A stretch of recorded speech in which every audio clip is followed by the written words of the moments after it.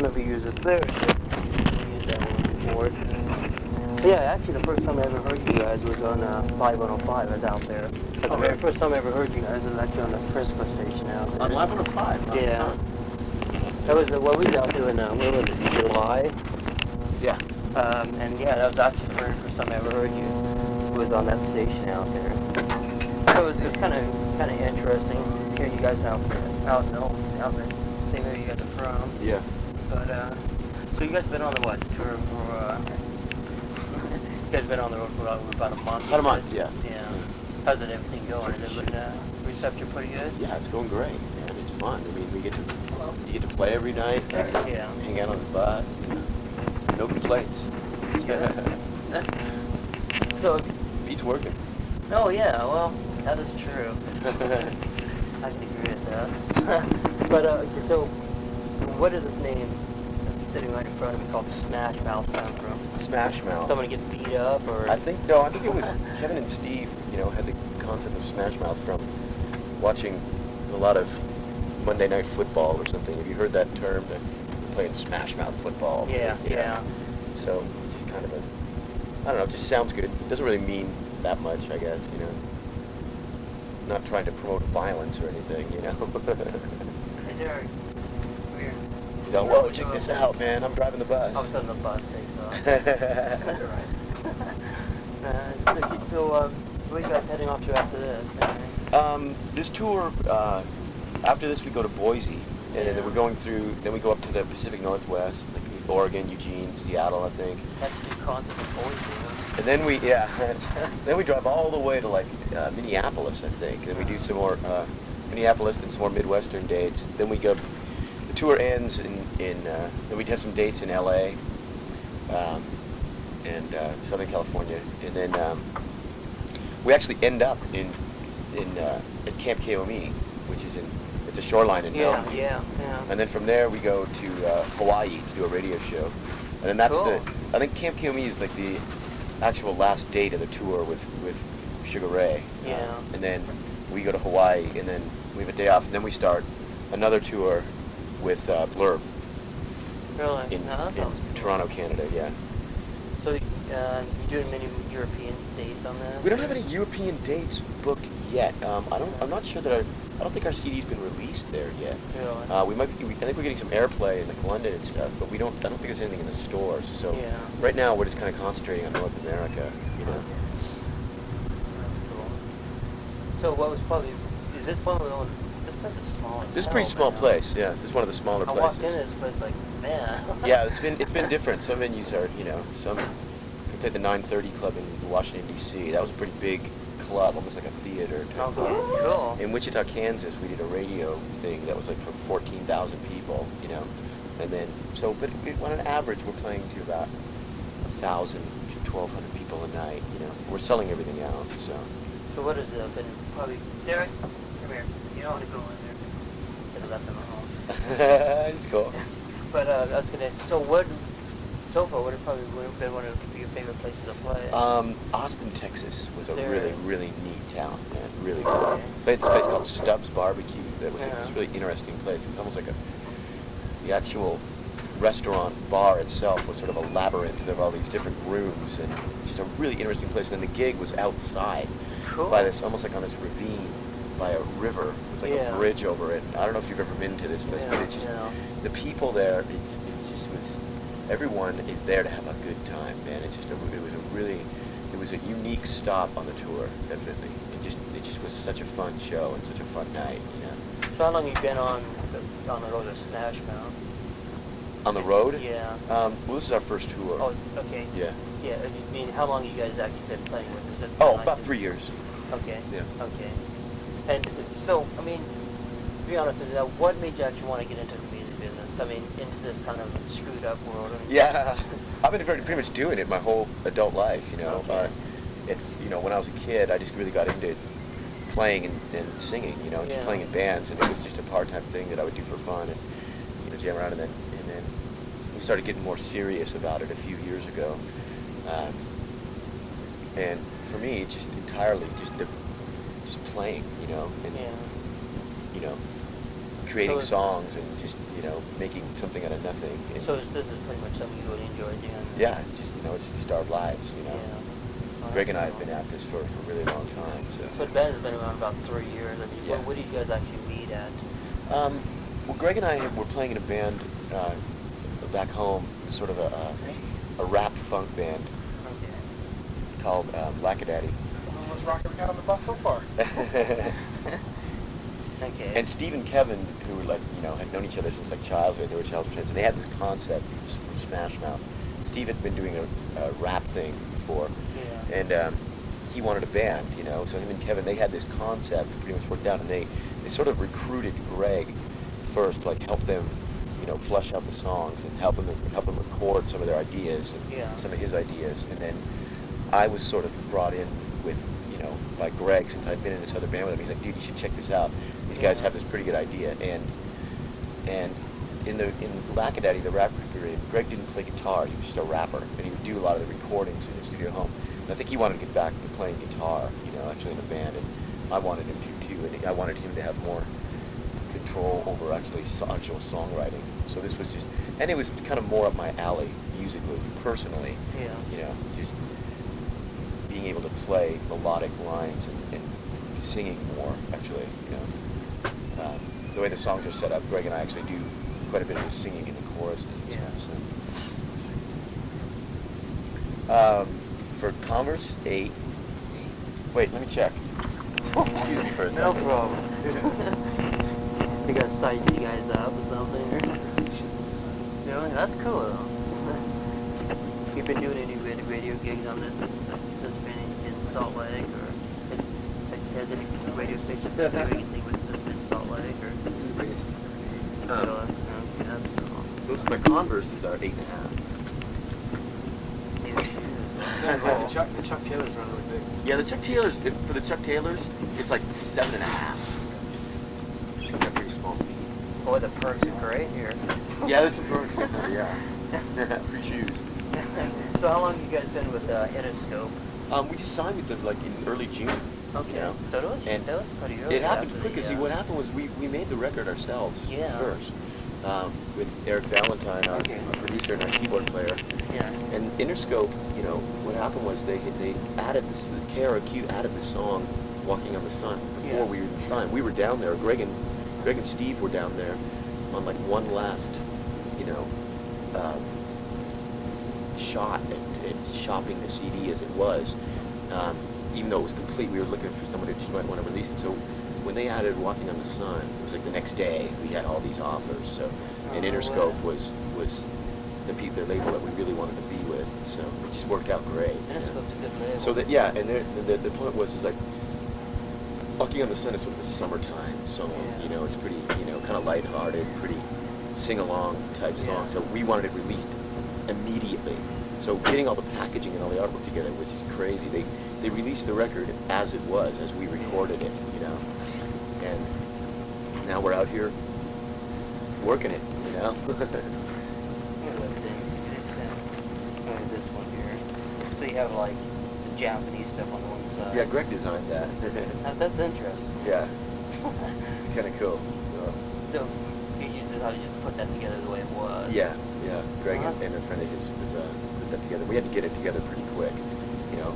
Like you guys are you bad. can tell. You got a spiritual advisor. I'm not personally. I am not real thrilled with this photo here. It's not real. Well, is it better than this and it's one? like well, that was this is all in the same thing. So we have new photos and stuff coming out that those are like, it's like a year old, you know.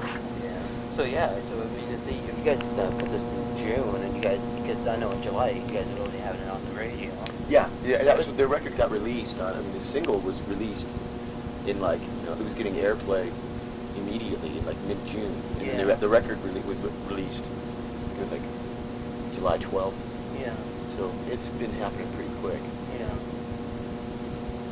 Well, one thing I have to say about your music, I mean, the first time I actually heard it, I mean, I actually liked it. Well, of course, the first time I ever heard it was Walking on the Sun, obviously. Right. But, like, you have a song like Why Can't We Be Friends, an old fourth song. What made you want to do that? It's a song that we all liked when we were kids. You know? I like the way you guys did it. Greg had recorded it like in his better, like in done a remake of it that we were going to do in Lackadaddy, but the other guys weren't too into it, so we just sort of brought it back and just worked it up as to kind of like picked up the pace a little bit, you know, turned it into a little bit more of like a ska song, you know, Yeah, and it just worked. It was just really fun to play. And that's what it sounds it like. went over good on the live show, so Yeah. like what the hell, throw it on there. It totally sounds like a ska song on it. I mean, I think it sounds better than the original. But I wouldn't say that, but I don't know, it's fun. man. It's really fun to play, you know. It's fun live song. More than interesting band. Yeah, this your strange band. Well, that's cool. So, I mean, to continue, you've been in this business, right? You said it for a while, half your adult life, basically. Yeah. I mean, if someone's like going to walk up to you and say, hey, you know, I'm thinking about going into this type of business, what kind of advice would you give them or tell them not to do, to do? Personally, I think the most important thing is learn to play properly. I mean, Yeah. prepare yourself musically, you know, just whatever your instrument is. Practice? It's practice, study, you know. Yeah, practice. That's Yeah. what I mean. And I don't know, it's just a lot of hard work and persistence, you know. That was pretty much it for us. We just loved doing it, and we just didn't quit. That's pretty much the best advice you get is don't. If you really want to do it, you only lose if you quit. Yeah. It's tough, you know. There's a lot of, you know, Well, a lot of lean years, you know. yeah. We kind of want to, you know, eat or not, basically. Yeah. Well, I was going to ask you, so at the beginning when this band first got together, you said about 3 years ago, I mean, has the reception of the band always been great, or was it kind of tough at first? Oh yeah, totally. Yeah, especially in San Jose, man. We didn't get a whole lot of love in San Jose. You know, Really? we did a lot of showcases in L.A. Very. We kind of detoured around our sort of local scene a little bit. We didn't really fit into the established clique or whatever. So we just kind of, we played there, and our shows would be all right, but they were definitely, a lot of the receptions were very much lukewarm, you know. So, you know, like I said, we did a lot of showcasing in L.A. and stuff, and a lot of concentrating on, you know, trying to get on the radio, just sort of surpassing that whole, you know, local band thing, and it worked for us, you know. So did the local stations actually be receptive to you? Yeah, like about a year ago, like last summer, we had a song on KOV called Nervous in the Alley that did pretty well. Yeah, 95 KOV. Yeah, that's it. And we were friends with, you know, Carson Daly and Jim Pratt, who helped us a lot. They, at the time, worked at KOV. Carson is now a MTV VJ, but he's, you know, his career's taken off. But Alex Bennett is dead. So. And they, Alex Bennett is dead? No, I don't know. He's no longer with Live on Live. Jeez. Remember him? No, I don't know. So that was a good head start, you know. Yeah. That's cool. Well, I mean, so one last question to ask, and then let you do whatever you do and read your book or. But okay, so what does the future basically hold for this band? I mean, what do you see probably like in a couple of years, you know, for this band? Or what do you want from? 7 figures and retirement. Cool. Yeah, that's what I want. No, it's just I'm just really looking forward to making the next record. And right now, the immediate future, I'm trying not to think too far. You know, you can't get too far ahead of yourself. Right now, it's just concentrating on the show and the tour and just getting a lot of sleep. You know, and just preparing for the shows every night. I've been told that sleep is a cherished commodity while you're on the road. No, it's you know, personally, I like it. This bus, I love it, man. I mean, this is home. But these bunks, man, I sleep like a baby. I mean, it's great. We're into kind of a routine now where you don't really have to get up too early in the morning, except when you have to do crazy shit. Like last week, we played in Dallas, and then we had to get up really like 4:30 in the morning, fly to we had a connection in Denver. We flew to L.A. to do the Keenan Ivory Wayans show. Oh, really? And then right after that, the very next morning, we had to get up and fly right to Kansas because we had to play there that night. So we went in the span of like, in the span of like 40 hours, we went from Dallas to Denver to L.A. to do a show to back to Denver, then to Wichita, do another show. Yeah, That was pretty crazy. But normally, it's just like this. You're just driving from city to city. We have a driver. End of the show, he drives all night, and we sleep. Yeah. I feel pretty good today. So good 8 hours. So basically, you're saying you didn't always turn on a bus like this. No, we got it. Thank you, walking on the sun. Because I've talked to bands that actually like travel in vans across country. Yeah. I did a little bit of that when I was younger. Yeah. It's pretty tough. Oh yeah. You're all cramped up into one little spot. Yeah. Yeah. That's music bands I've actually talked to that actually said, sleep is something you cherish a lot. But well, that's cool, man. Well, I want to just wish you guys good luck, man. Thanks, man. Appreciate the album and all this. Thank you. Like I said, I'm with the magazine called Rad Cyber. It's a road ride magazine, and we publish everything all over the world. And it's actually kind of fun to work. I just do the Salt Lake thing now. Yeah. Unfortunately, I was trapped out here from Michigan to do that, so it's been fun. But do you guys have ever access to the internet at all? Or? I mean, Do you guys have access to the internet at all, or anything like that? I'm kind of computer illiterate myself, personally, but I know that Interscope has set up a website. Yeah, they did. But I know about that. Yeah. Eric, you might want to ask Eric about that, because he's got a little laptop that he's in front of it. I think he's on the internet. Our keyboard player. Yeah. Okay. Because usually that's about the only way you can pick up the magazine now. We couldn't get the hard copy, so. Cool. What's it called again? Rad Cyber. Rad Cyber. Okay. Yeah. Well, Victor got a freaking car. Yeah, if you have a card or something, I'll talk to you. All right. We'll check it out. When will this come out? Probably about a month now. Month and a half, okay. They have so much crap going on that right now. And of course, when I say I have a card, I don't have a problem. Okay. Yeah, hell. Yeah, there's the there. Cool. But yeah, you can always look it up there and get it beyond there. But like I said, good luck, and I miss California. I have to say that. Yeah. It's kind of different, isn't it? Yeah. Oh yeah, of course. You always hang these stupid things on the walls. I don't know.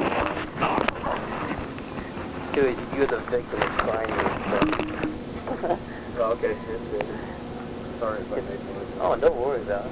It wasn't that bad. Tell me it was like fish. Oh, there's a lot of places. Just a little bit out of the way. Big Mouth Pass. What was she saying? What was the name of it? Early. Oh yeah, it's not that far away. How you doing? Oh, fine. What's up, man? Got my laundry done, dude. I got clean clothes. Yeah. Hanging on the walls in the office. Makes it look cool, yeah. Well, I'm going to camp in here for one. Oh, this is better than my apartment. Yeah, it's pretty comfortable there. Okay, man. Take care. No problem, man. You guys, have fun. Sure, yeah, I'll be there. Yep, I'll be there. We got to take care of this one. Yeah. We want to bug your Okay, cool. That works. Push you on the bus. Yeah. Terrorizing it. You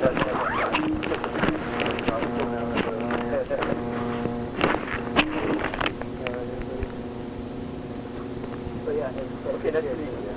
Thanks a lot. Okay.